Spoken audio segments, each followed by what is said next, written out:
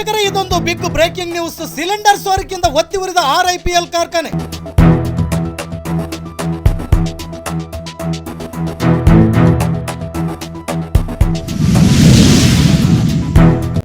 ವೀಕ್ಷಕರೇ, ಇದು ಬಳ್ಳಾರಿ ಜಿಲ್ಲೆ ಸಂಡೂರು ತಾಲೂಕಿನ ನರಸಿಂಗಾಪುರ ಗ್ರಾಮ ಪಂಚಾಯತ್ ವ್ಯಾಪ್ತಿಯಲ್ಲಿ ಬರುವಂತಹ ಮತ್ತು ಪಂಚಾಯತಿಯಲ್ಲಿ NOC ಪಡೆಯದೆ ಅವೈಜ್ಞಾನಿಕವಾಗಿ ನಡೆಸುತ್ತಿದ್ದಂತಹ RIPL ಹೆಸರಿನ ಕಾರ್ಖಾನೆಯು ಕೂಲ್ cylinder blast and short circuit ನಿಂದ ಒತ್ತಿ ಉರಿದಿದೆ.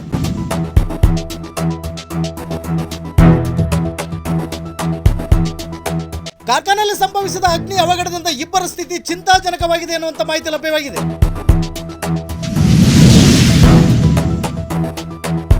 ಇಂದು ಬೆಳಗ್ಗೆ 11:45 ಸುಮಾರಿಗೆ ಈ ಘಟನೆ ಸಂಭವಿಸಿದ್ದು, ಅಗ್ನಿಶಾಮಕ ದಳದ ಸಿಬ್ಬಂದಿ ಬೆಂಕಿ ನಂದಿಸುವಲ್ಲಿ ಹರಸಾಹಸ ಪಟ್ಟಿದ್ದಾರೆ.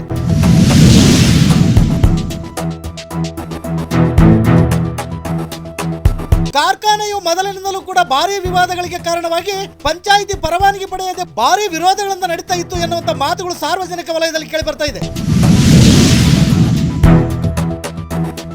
ಕಾರ್ಖಾನೆಯಲ್ಲಿ ಕೆಲಸ ಮಾಡುತ್ತಿದ್ದ ಇಬ್ಬರು ಕಾರ್ಮಿಕರ ಸ್ಥಿತಿ ಚಿಂತಾಜನಕವಾಗಿದೆ. ಕಾರ್ಖಾನೆಯಲ್ಲಿ ಗ್ಯಾಸ್ ಕಟಿಂಗ್ ಮಾಡುವಂತ ಸಂದರ್ಭದಲ್ಲಿ ಬೆಂಕಿಯ ಕಿಡಿಗಳು ಬಿದ್ದು ಕೂಲ್ ಸಿಲಿಂಡರ್ ಬಸ್ಟ್ ಆಗಿ ಅಗ್ನಿ ಅವಘಡ ಸಂಭವಿಸಿರುವ ಮಾಹಿತಿ ಲಭ್ಯ.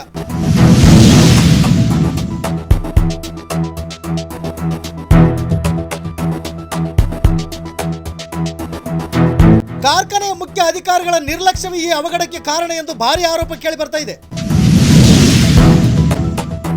ಸುಮಾರು 4-5 ದಿನದಿಂದ ಕೂಡ ಗ್ಯಾಸ್ ಕಟಿಂಗ್ ವರ್ಕ್ ನಡೀತಾ ಇದ್ರೂ ಕೂಡ ಮುಂಜಾಗ್ರತಾ ಕ್ರಮ ವಹಿಸದ ಕಾರ್ಖಾನೆಯ ಮುಖ್ಯ ಅಧಿಕಾರಿಗಳ ನಿರ್ಲಕ್ಷ್ಯವೇ ಈ ಅವಘಡಕ್ಕೆ ನೇರ ಕಾರಣ ಅನ್ನೋ ಆರೋಪಗಳು ಕೇಳಿ ಬರ್ತಾ ಇವೆ.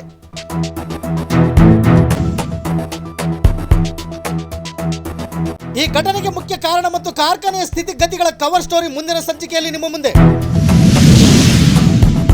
ಸುದ್ದಿ ಮುಂದುವರೆಯುವುದು ವೇಟ್ ಅಂಡ್ ಸಿ. ಇದು ಗರುಡ ನ್ಯೂಸ್. ನಾನು ಮಲ್ಲೇಶ್ ಕಮತೂರು.